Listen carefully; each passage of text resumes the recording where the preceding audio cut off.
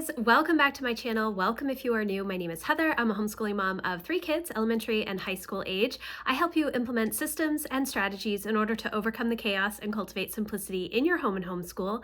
Today is going to be part 1 of my 2025 goal setting series, so let's get started. Okay guys, so I have been sharing about my goals online since I think 2011. I think that was the first year that I publicly shared my goals, and every year it follows essentially the same process. It has been adjusted a little bit here and there over the years, especially starting in 2015 when I started using the power sheets prep work in order to set my goals.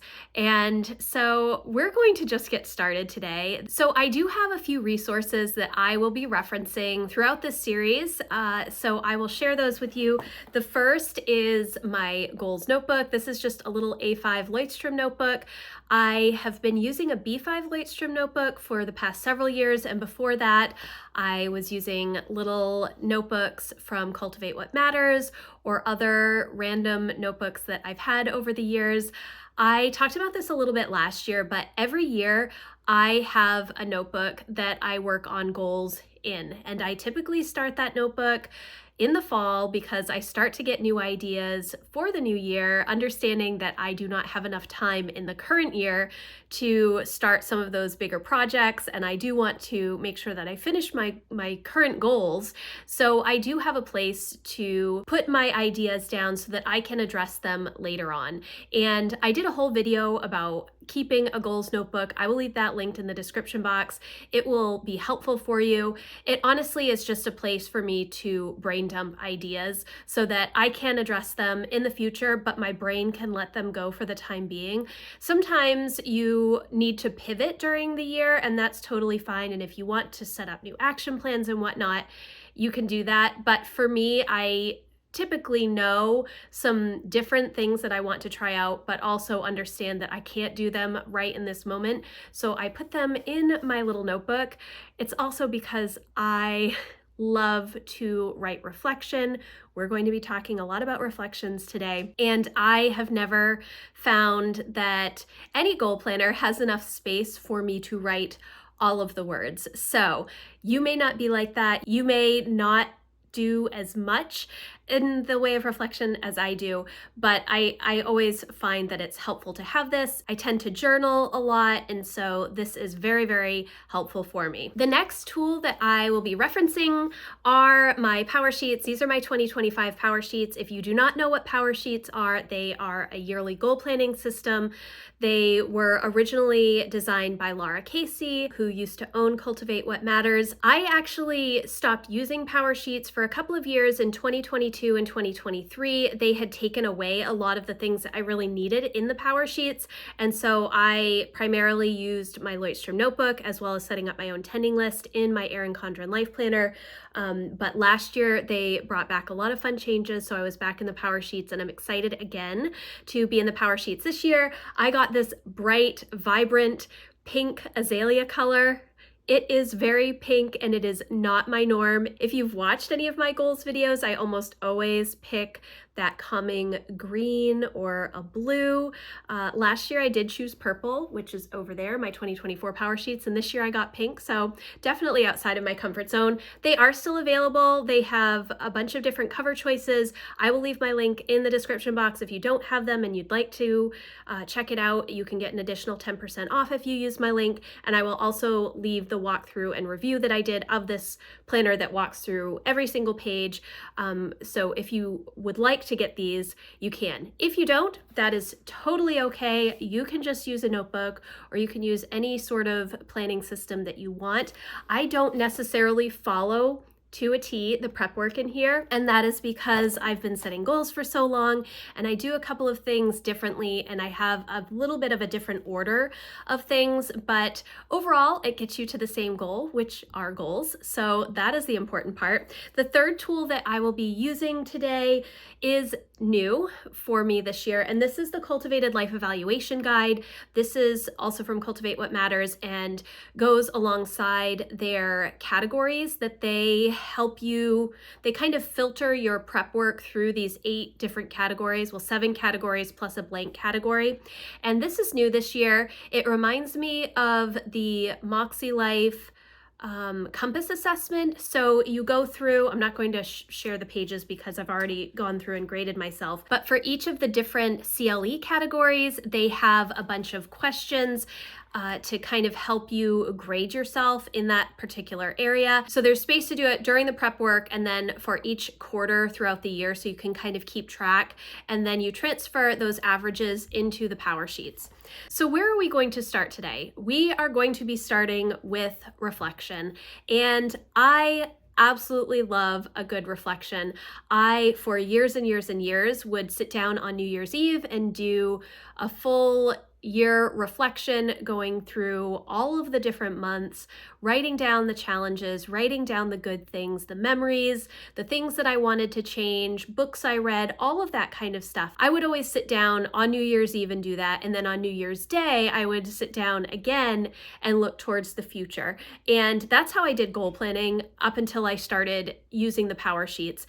And then what the power sheets did was kind of focus my reflection in a little bit of a more cohesive way. Instead of just all of the things, it was more focused so that I could figure out exactly where I wanted to go next year. It does take me a little bit longer to do it this way, but I have found so much value in the questions that the Power Sheets has. And so that's where we're going to start. We're going to look at the previous year. You want to write down your highs and lows. What were the challenges? What were the things that went really, really well? And if you set goals last year, review them. Now, I know a lot of systems will say, don't look in the past, you don't need to review your goals and stuff like that, but I really like to just go over and kind of figure out where I am with those goals. How did I do? If there are things that I want to carry over to the next year, or if they are things that no longer matter and I want to let go of. The reason that I do that is because the majority of my goals are more big picture, feeling type goals. I want to move my life in a particular direction in different areas. So I'm always wanting to improve my relationships with my kids and my husband. I'm always wanting to improve my faith. I'm always wanting to improve my systems and routines so that I am using my time efficiently and making sure that the things that I'm doing matter to me. I'm always looking to improve, my wellness or whatever it is. I'm usually trying to just make forward momentum. Now, within my goals, I do have particular projects that will often have end dates and lots of action steps and things like that. But my goals, my overarching yearly goals, are more directionally focused, just making forward progress in homeschooling, in home management, in, personal hobbies and such, making progress with my finances, either with savings or debt payoffs or whatever it may be. I always look at goals that way. I just want to be improving. And so I like to look at my previous year's goals because oftentimes I set goals within those same types of categories. And so revisiting how I've done and if there are changes that I want to make or if there are things that I want to carry on into the new year, that's important to me. And then making sure that you really understand the good things that happened, doing more of those things in the new year, as well as the challenges. And often those challenges are where you start to get your first ideas for your goals. So reflection is a huge, huge part of my goal planning process. And it honestly does start in the fall. And the reason is because I will often have an understanding of how my year has been going when we get to September, October, and I will have some ideas like we just talked about to put down in my Lloydstrom notebook. And so I'm already in the process of reflecting on the previous year. Now, I do probably a lot more reflection than most people. I do monthly reflection on my monthly reset day. I do seasonal refreshes where I am looking at the previous quarter and then planning out my time for the next quarter as far as goals go. And so I have a good system in place for that reflection. And what that means is that by the time the fall comes along, I start to understand where I may need to make more improvements, or where a routine or system is no longer working and I kind of need to think about switching it up. That's where my notebook comes in to play. And so I will start writing things down early. And what this lends itself to is for me to kind of get an understanding of a theme that I want my next year to be like. And so the next step that I work on is my word of the year. And oftentimes they are happening at the same time. The reflection and the word of the year research, I guess, I will get to the fall and I often will have a feeling of what I want my next year to look like. So this previous year, my word of the year was simplify. And so I wanted to simplify my systems. I wanted to simplify my planning routine. I wanted to simplify some of the stuff that we have in our house. So it was physical decluttering, it was mental decluttering, it was getting rid of just some things that I don't need, it was cutting back on interruptions, it was working on a tech detox. So there was a lot of simplify throughout all of my goals. And that came about because of the feelings that I was having in the fall of 2023. We were super busy. There was a lot of stuff going on. And so I knew that I just needed to simplify things. And similarly, this year, I have had a couple of words come to me. I'm not going to share my word yet because I haven't 100% decided. I'm still actively in the process of setting my goals as I'm recording these videos for you guys. And if you are interested to come work live with me, I am doing weekly co-working live streams in my membership community with a goal focus this month in December. We've already had one, which was yesterday, but the replay is available. If you are interested, you can come check that out. I will leave that linked in the description box. So my word of the year, some of the ideas that I've had this fall for next year are slowing down even more. Even though simplify was my word this past year, slow has been speaking to me a lot. I feel like there's a lot of distraction. I feel like there's a lot of just noise in the world right now. And so cutting some of that down, really slowing down, getting back to basics, thinking about the things that I can control in my home, and then slowly parceling it out to what's outside my home. I think that that has a lot of encouragement to me to think about slow as a word of the year. And the other word that I have been considering is create. I want to spend more time creating, and not just in like a crafty sense of the word, but creating better routines, creating better systems in our home, creating a launch plan for my oldest, who essentially will be done with homeschool in the spring, and figuring out what's next for her, but also taking time to create memories, to work on memory keeping, to get back into knitting and get back into some of the hobbies that I have not been doing over the past 5 years.